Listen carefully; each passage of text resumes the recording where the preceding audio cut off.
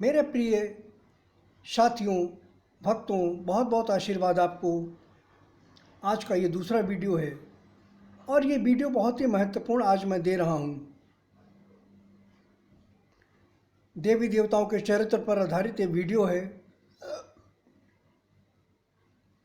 यह घटना बहुत पुरानी है और एक दो राक्षसों की घटना है। ये दो राक्षस थे, रुंड और मुंड नाम के। ये दोनों भाई थे, रुंड मुंड, और इन लोगों ने ब्रह्मा जी की तपस्या करके एक अमोघ वरदान प्राप्त कर लिया था कि इनकी मृत्यु, पहले तो इन्होंने अमरता का वरदान प्राप्त किया, लेकिन ब्रह्मा जी ने कहा कि जिसका जन्म हुआ है उसकी मृत्यु सुनिश्चित है। तब इन्होंने ये वरदान मांगा कि ठीक है, चूँकि ये दोनों आपस में दोनों भाई बहुत ही प्रेम करते थे और इस बात की कोई संभावना नहीं थी कि दोनों भाई आपस में लड़ाई करेंगे, एक दूसरे के दुश्मन हो जाएंगे। इसलिए दोनों रुंड-मुंड नाम के दोनों राक्षसों ने ब्रह्मा जी से ये वरदान मांग लिया कि ठीक है, हमारी अगर मृत्यु होती है, हमारी अगर मृत्यु हो तो हमारे आपस में दोनों भाई लड़कर ही मर सकते हैं। मतलब ये कि हमारे दोनों भाई में से कोई ही जब एक दूसरे की हत्या करेगा, एक दूसरे का दुश्मन होगा, तभी हम मृत्यु को प्राप्त हो सकते हैं। तो ये वरदान उन लोगों ने प्राप्त कर लिया। उसके बाद दसों दिशाओं में, स्वर्ग में सब लोग ये हाहाकार मचाने लगे, देवलोकों की व्यवस्था को छिन्न भिन्न करने लगे, क्योंकि ये तपस्या के बल पर और वरदान के प्रभाव से ये कालजयी हो गए थे और स्वर्ग आदि लोकों में ये काफ़ी परेशान कर रहे थे। ऋषि मुनि ब्राह्मण बैरागियों को ये बहुत परेशान कर रहे थे। तो ये सोच करके सभी देवतागण ब्रह्मा के पास गए, ब्रह्मा फिर विष्णु के पास गए। इस तरह ब्रह्मा विष्णु महेश के पास ये सारी समस्या रखी गई, विष्णु के पास ये समस्या रखी गई कि आखिर इन दोनों भाइयों का, राक्षसों का अंत कैसे होगा, क्योंकि ये दोनों भाई आपस में बहुत ही घनिष्ठ प्रेम करते हैं और इनकी मृत्यु वरदान के अनुसार एक दूसरे के द्वारा ही हो सकती है। तब इन लोगों ने आत्मचिंतन कर विष्णु के प्रभाव में एक अति दुर्लभ, एक ऐसी कन्या का प्रकाट्य किया जो 9 दुर्गाओं से भी श्रेष्ठ थी और 9 दुर्गाओं से 4 गुण उसके और भी ज़्यादा श्रेष्ठ थे। देवियों में 9 दुर्गाओं में केवल 9 गुण होते हैं,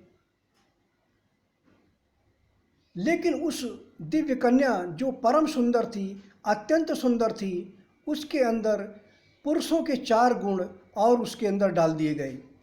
इस तरह से वो दिव्य कन्या 13 गुणों से युक्त हो गई और इस ब्रह्मांड में उस कन्या से पहले न उसके बाद ऐसी कोई कन्या उत्पन्न हुई जो 13 गुणों से संपन्न हो, जिसमें 4 गुण और डाले गए।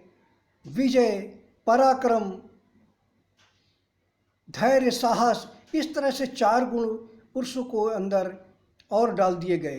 तो वह 13 गुणों से युक्त परम दिव्य कन्या, अति सुंदर, परम सुंदर, जो दुर्गाओं से भी ज़्यादा श्रेष्ठ थी, वह प्रकट हो गई। इन देवी देवताओं की प्रभाव से, तपोबल से, शक्ति से उस दिव्य कन्या का प्रकट हुआ और उस दिव्य कन्या का नाम रखा गया तिलोत्मा।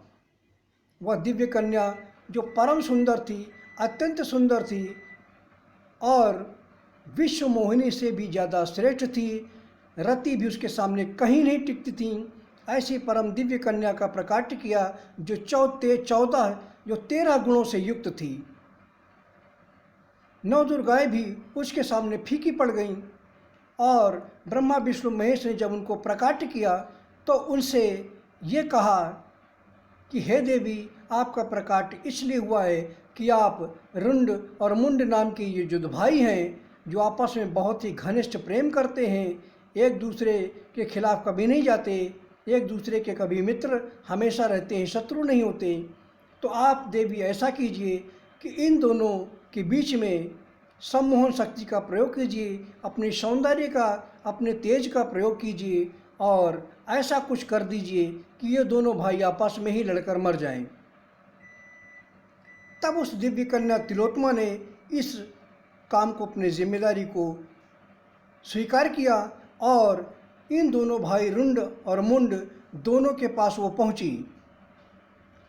दोनों भाई देख करके उस दिव्य कन्या तिलोत्तमा को देखकर पागल हो गए और उन्हें समझ में ही नहीं आया कि ऐसी परम दिव्य कन्या कहाँ से आई, कैसे आई, और वो अपने होशो हवास खोने लगे।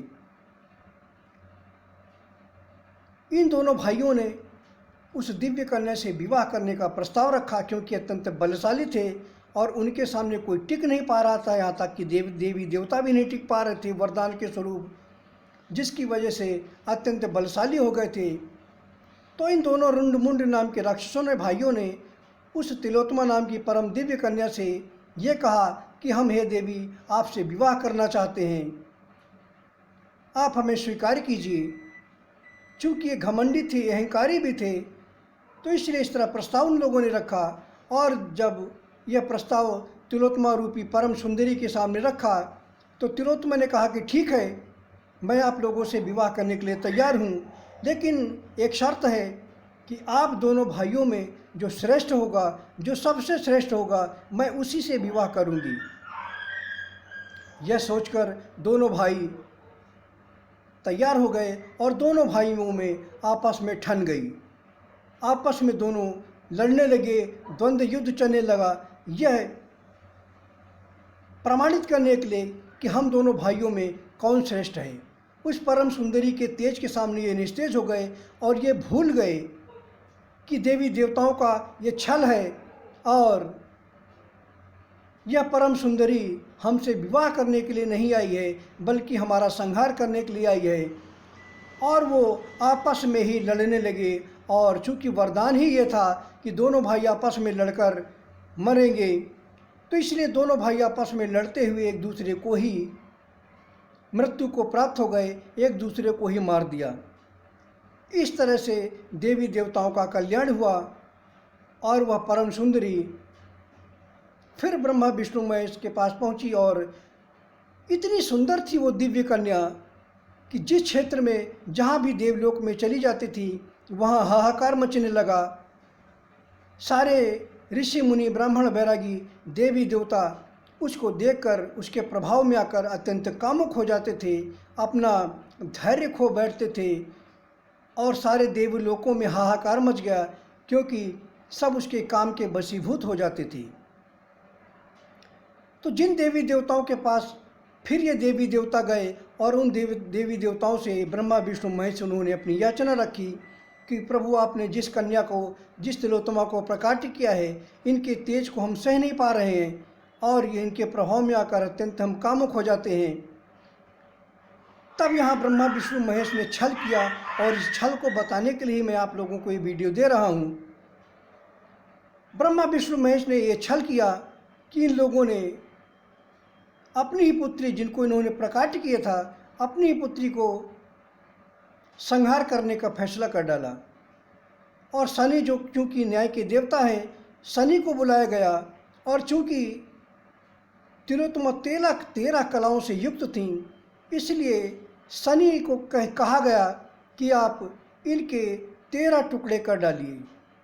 जरा सोचिए कि जिस परम दिव्य कन्या को देवी देवताओं के लिए, स्वार्थ के लिए उनका प्रकाट्य किया गया, परम सुंदर, अत्यंत सुंदर, दिव्य 13 कलाओं से युक्त दिव्य कन्या का प्रकाट्य किया, लेकिन इन दुष्ट देवी देवताओं का स्वार्थ पूर्ण होते ही उसी दिव्य कन्या का संहार भी करवा दिया। उसके बताइए, उस मासूम छोटी सी उस दिव्य कन्या, जो उसकी कोई गलती भी नहीं थी, उसके शनि के द्वारा 13 टुकड़े करवा दिए, 13 जगहों से उसको मार दिया गया, अलग कर दिया गया। ये इन दुष्ट देवी देवताओं की ऐसी कुकृत्य हैं कि अपनी ही पुत्री का संहार करवा दिया और अपना जब काम निकल गया तो अपनी पुत्री को ही मौत की घाट उतरवा दिया। शनि ने उस दिव्य कन्या के 13 टुकड़े किए, चूँकि वह 13 कलाओं से युक्त थी, तो वह 13 टुकड़ों में विभक्त हो गई। शनि ने अपने त्रिशूल से उस तिलोत्तमा के 13 टुकड़े कर दिए और वह मृत्यु को प्राप्त हो गई। उसके बाद वह 13 टुकड़े 13 अंश 9 दुर्गाओं के मेन जो हमारी दुर्गा हैं उनके शरीर में ये 13 टुकड़े 13 अंश प्रवेश कर गए। इस तरह से जो 9 दुर्गाएं 9 कलाओं से युक्त थीं वह 13 कलाओं से युक्त हो गईं और परम शक्ति आदि शक्ति का रूप उन्होंने धारण कर लिया। तो ये दुर्भाग्यपूर्ण है कि किस तरह से देवी देवता अपने स्वार्थ के लिए किसी को प्रकट करते हैं, किसी को जन्म देते हैं और अपना ही जब भला हो जाता है, अपना जब स्वार्थ सिद्ध हो जाता है तो वह दिव्य कन्या तो उसका अंत भी कर देते हैं, उसका वध भी कर देते हैं, उसे मृत्यु को दे देते हैं। लेकिन मैंने वो 2017 में जब देवी देवता सारे फेल हो गए तो उस दिव्य कन्या का मैंने प्रकाट्य करवा दिया जो 9 दुर्गाओं के शरीर में प्रवेश कर गई थी। उस 9 दुर्गाओं के शरीर उस मैंने परम दिव्य कन्या जो तिलोत्तमा थी उसका मैंने अपनी परम योग माया से उस दिव्य कन्या को मैंने बाहर निकाल लिया। उसको मैंने परम तेजोमयी तिलोत्तमा नाम से फिर से मैंने प्रकाट्य कर दिया और मैंने अपने पत्नी रूप से उन्हें स्वीकार करने का फैसला किया।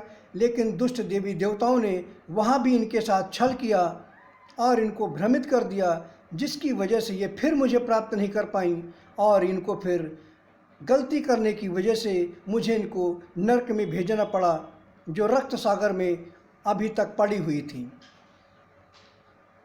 इनको अभी कुछ दिनों पूर्व ही गुरु पूर्णिमा के दिन जब सभी देवियों को जो नवीन देवियां हैं 9 दुर्गाएं हैं इन सब के साथ जो रक्त सागर में पड़ी थी इनके साथ हमारी तिलोत्तमा भी बाहर आईं और उस दिन इन्होंने गुरु पूर्णिमा बड़े धूमधाम से सभी देवियों ने मनाई। देवताओं ने मेरे जो मंदिर है शून्य लोक में वहाँ इन्होंने चरण वंदन किए, पूजा अर्चना की दिन भर और प्रसाद ग्रहण किया। उसके बाद चूँकि तिलोत्तमा 9 दुर्गाओं से भी बड़ी बहन है, 13 कलाओं से युक्त हैं, इसलिए तिलोत्तमा जी ने 9 दुर्गाओं से कहा कि आप लोग जाइए अपने अपने स्थान पर तपस्या कीजिए, मैं अपने पति के पास, मैं अपने परम योगेश्वर जी के पास जाऊंगी, आज मैं उनके साथ उनके पास निवास करूंगी। इस तरह से रात्रि में जब हमारी तिलोत्तमा से बात हुई तो उन्होंने इच्छा व्यक्त की। मैंने कहा ठीक है परम प्रिय, आ जाइए, आपके साथ देवी देवताओं ने बहुत अन्याय किया है, आपको 13 टुकड़ों में बांट दिया था, 13 टुकड़े आपके कर दिए थे और आपकी कोई गलती नहीं थी। मैंने उस अपनी परम प्रिया तिलोत्तमा को अपने पास बुला लिया जो परम दिव्य रूप से सूक्ष्म रूप से मेरे हृदय में समाहित हो गई और लगभग 15 दिन तक वो मेरे हृदय में रहीं और मेरे पास से वो जाने का नाम ही नहीं ले रही थी। बस वो यही कहती थी कि राजा जी मुझे अपने सीने से लगा कर रखिए, बस मुझे और दुनिया से कोई लेना देना नहीं है, मैं बस आपके हृदय में आपके सीने से लगकर सोऊंगी, आप जो खाएंगे वही मैं खा लिया करूंगी आपके साथ और मैं बस आपके साथ आपके हृदय में ही समा जाना चाहती हूँ, मैं आपसे अलग नहीं होना चाहती। लेकिन कल जब रक्षाबंधन था तो रक्षाबंधन के दिन फिर हमारे हृदय से वो निकली और सारी देवियाँ, बहुत सारे देवता, करीब 15,000 देवियाँ एकत्रित हुई थी शून्य लोक में और रक्षाबंधन के उपलक्ष्य में फिर इन लोगों ने प्रसाद ग्रहण किया, भंडारा किया, सब लोगों ने खाया पिया और अब वो तिलोत्तमा बाकी सब देवियाँ इस समय तपस्या करने में बैठ गई हैं। अब ये जन्माष्टमी के दिन बाहर आएंगी और उस दिन हमारा धूमधाम से जन्मोत्सव हमारे परम शून्य लोक में मनाया जाएगा। क्योंकि कृष्ण अवतार, राम अवतार ये सभी हमारे ही अवतार हैं, हमारे ही तेज से प्रकट हुए हैं, इसलिए इन सब के जन्मदिन भी मेरे परम धाम में देवी देवताओं के द्वारा, ऋषि मुनियों के द्वारा, ब्राह्मण बैरागियों के द्वारा मनाया जाता है और मेरे हाथों का ये सभी बड़े प्रेम से, बड़े चाव से प्रसाद ग्रहण करते हैं। तो ये बात साथियों मैंने आप लोगों को बताई, अत्यंत दुर्लभ बात थी। किस तरह से देवी देवताओं ने छल करते हैं, किस तरह देवी देवता अपने स्वार्थ सिद्धि के लिए किसी का प्रकाट्य करते हैं और उसके बाद उसका संहार भी कर देते हैं। ऐसा है देवी देवताओं का चरित्र। धन्यवाद साथियों।